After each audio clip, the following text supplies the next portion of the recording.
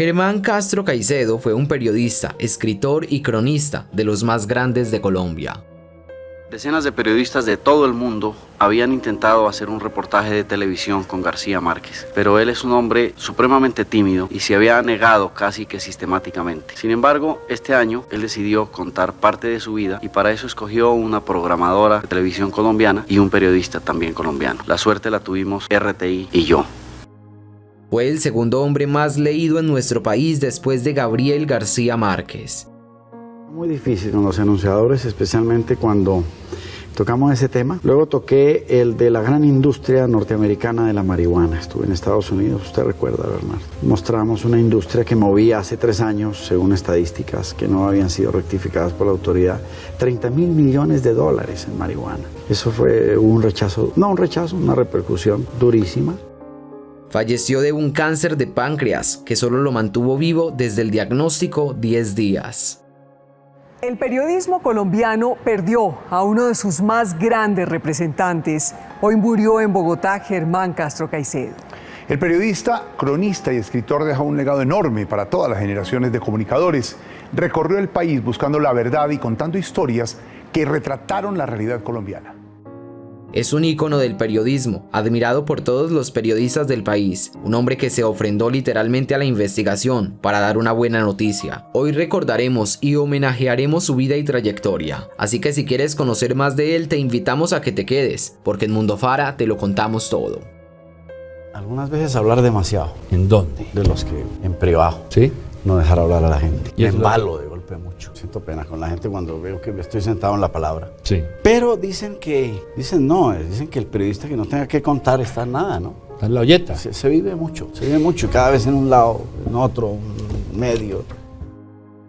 Germán Castro Caicedo nació el 3 de marzo de 1940 y falleció el 15 de julio de 2021. Sin saberlo, desde que era un estudiante de colegio gustaba de escribir lo que sucedía dentro del plantel educativo al que asistía. Esto no fue más que el inicio de quien sería él. Cuando se graduó ya sabía qué quería hacer, así que emprendió el camino del periodismo, mismo que lo llevó por los lugares más recónditos del país, donde tuvo la oportunidad de compartir con indígenas, campesinos y hasta guerrilleros. Germán se convirtió en el primer periodista que hizo trabajo de campo con cámaras. En ese tiempo, los profesionales que tenían la oportunidad de reunirse con diferentes personajes famosos, de estos que viven en el monte, se reunían con ellos y los entrevistaban grabando todo en una grabadorcita de voz. Pero Castro Caicedo fue más allá. Él agarró la cámara y se la echó al hombro. Anduvo por trochas a pie, en burro, en caballo, con carga y sin carga. Pero eso lo catalogó desde sus inicios como un gran hombre con un valor envidiable. Y aquí el caso de un pueblo sitiado que aparentemente agoniza. Un sitio como los de la época de la conquista, pero en 1984. En la época en que Germán empezó el periodismo, tal vez no se escuchaba hablar mucho del narcotráfico, de terrorismo, de secuestros y demás temas que aún siguen siendo el pan de cada día en nuestra actual Colombia. Pero su esposa, a quien amó con todo su corazón, recuerda que en alguna ocasión que se entrevistó con Pablo, cuando aún no había iniciado su vida criminal, él le dijo: "La amargura de este país va a ser el narcotráfico". No pasaron 10 años para que se cumpliera esa palabra, como si se tratara de una profecía. Germán Castro Caicedo será recordado por su talento como investigador y cronista. En las décadas de los años 70 y 80 dejó huella en los programas periodísticos de la televisión con su espacio Enviado Especial. Dejó además una veintena de libros de no ficción. Así recordamos al grande, al maestro. Ese fue el periodismo que hizo Castro Caicedo, uno en el que se pronosticaban cosas buenas pero también malas, que ocurrían con el paso del tiempo. Esto no sucedía porque fuera brujo, como muchos lo llamaron, sino porque tenía una capacidad analítica y crítica lo suficientemente fundamentada en estudios e investigación que le daban la facultad de hacer afirmaciones de tal tamaño. Fue un periodismo que dejó a muchos con un sinsabor en la boca, con un odio profundo hacia su persona. Aunque suene increíble, a este periodista muchos lo odiaron por exponer situaciones que no les favorecía. Sin embargo, fue un hombre tan admirable en todo el sentido de la palabra que la mayoría lo quería, en especial los campesinos, la gente humilde, los indígenas, por los que tanto luchó. En Colombia se tiene una estimación de que en los últimos 40 años han sido dados de baja 165 periodistas por decir verdades que no debían contarse, pero la forma en que lo hizo Castro causaba, en lugar de enojo, gracia. Él fue una de las significativas figuras del diario La República, trampolín que lo lanzó directo al diario El Tiempo, donde consolidó su carrera. ¿Qué rincón de Colombia no conoce usted, Germán Castro? Providencia, el único rincón de Colombia que no. Pues eso sí está tan cerca, ¿no? Es porque no ha querido ir. Por 1000 factores ha habido y no ha podido llegar. Sí, porque eso está, pues yo no he estado, pero se dice que está muy cerca de San Andrés está muy cerca, se vuelven muy buenos aviones, pero por 1000 cosas, yo creo que es el único rincón de Colombia que no he pisado.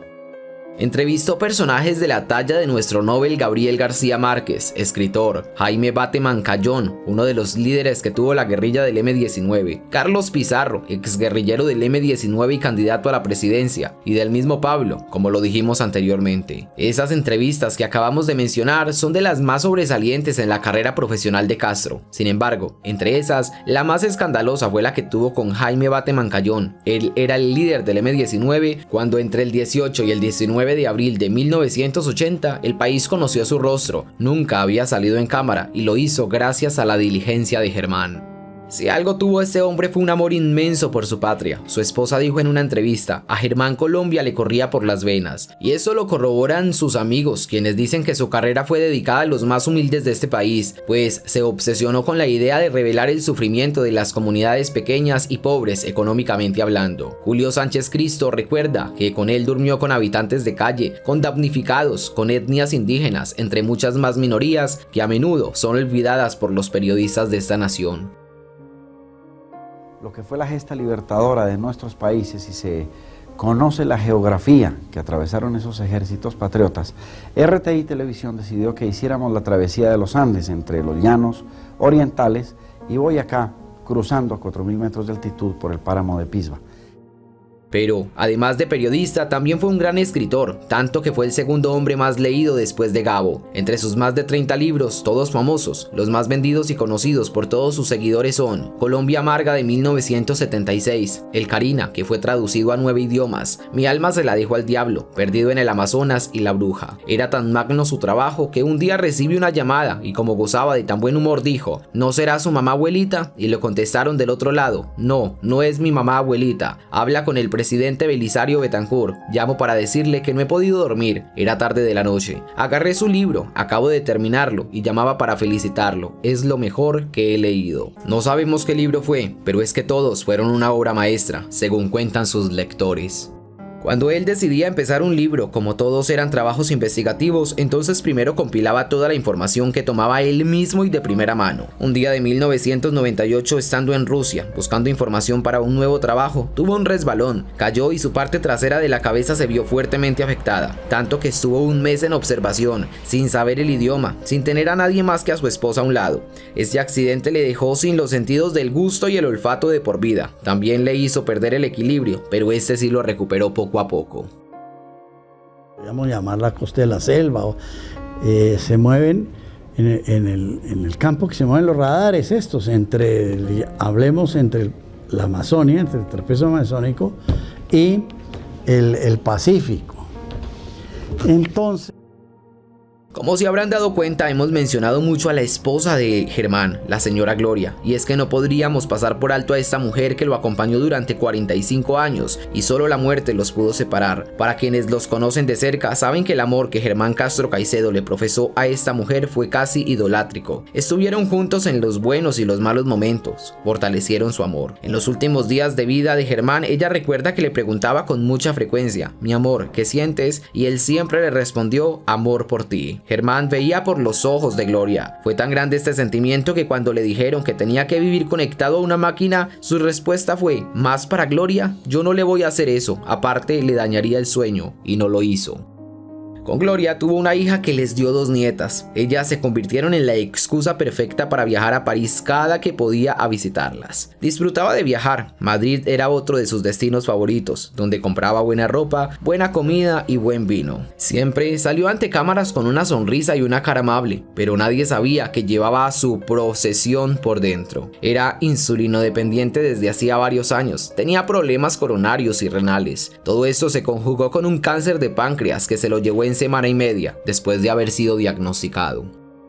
El equipo hace mucho ruido de noche. Digo, no. ¿Pero por qué, Germán? Que yo el sueño no se lo daño a Gloria. Yo no, o sea, más dañarle la vida a Gloria. El médico no lo podía creer.